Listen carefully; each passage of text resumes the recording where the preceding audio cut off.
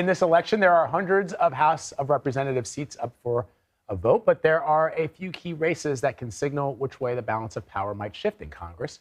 And senior White House and political correspondent Ed O'Keefe is here in Studio 57 to talk to us about the races we should be watching. Ed, it's great to have you in New York. Good to see you guys. Don't normally have visual aids with me, but I know, so we're going to try this out. So you picked 14 races to watch. Why did you pick these ones? Well, look, 435 seats, obviously up for grabs, all of them across the House of Representatives.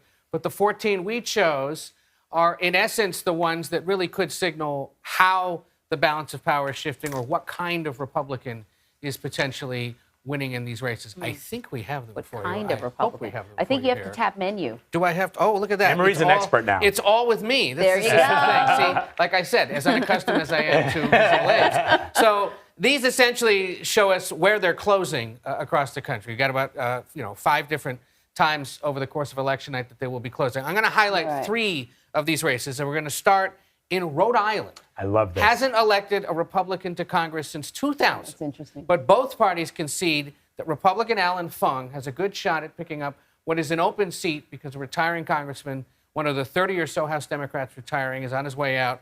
He's running against Democrat Seth Magaziner. Fung, former mayor of Cranston, Missouri, well-known. He had run twice before for governor, so he's already a well-known commodity politically across that state. Magaziner, longtime Democrat there in the area. But given the mood, given the shifting dynamics of politics across the country and the economic message especially, Republicans have a chance of winning in Rhode Island for the first time in 22 years. The only Republican currently serving in Congress from New England is Senator Susan Collins of Maine. Republicans feel good about Rhode Island, some potential pickup opportunities in Maine, New Hampshire, and of course here in New York, even one in Connecticut.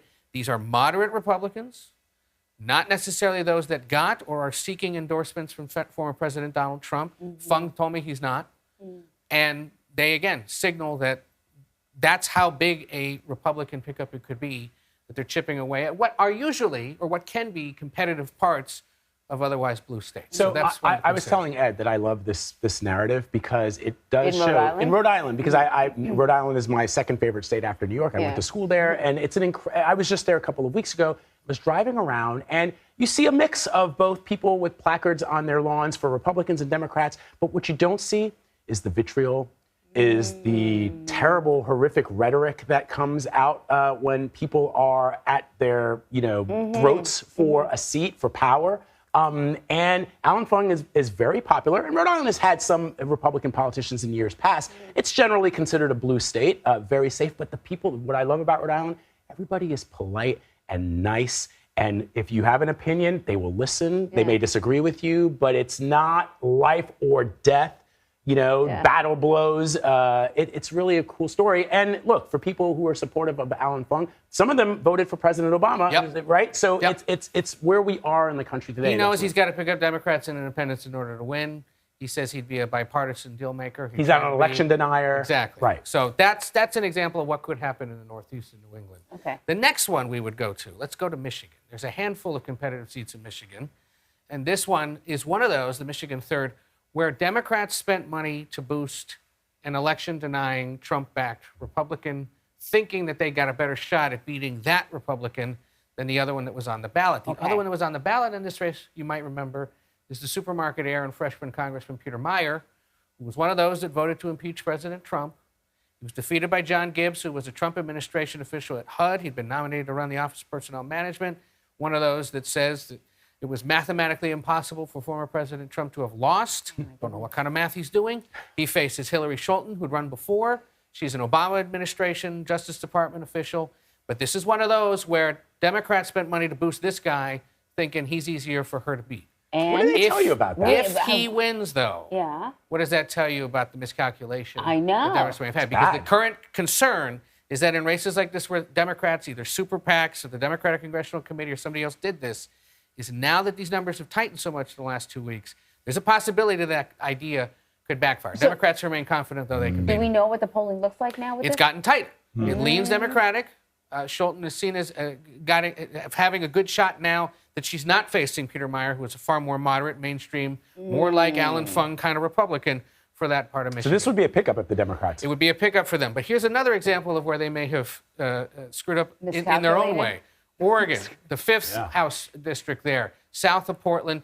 Jamie McLeod Skinner, a liberal Democrat, defeated arguably the most or one of the most moderate Democrats in the House, a guy named Kurt Schrader, who was one of the only members of Congress actually endorsed by President Biden this year. But he ended up losing his primary to her. She's more liberal.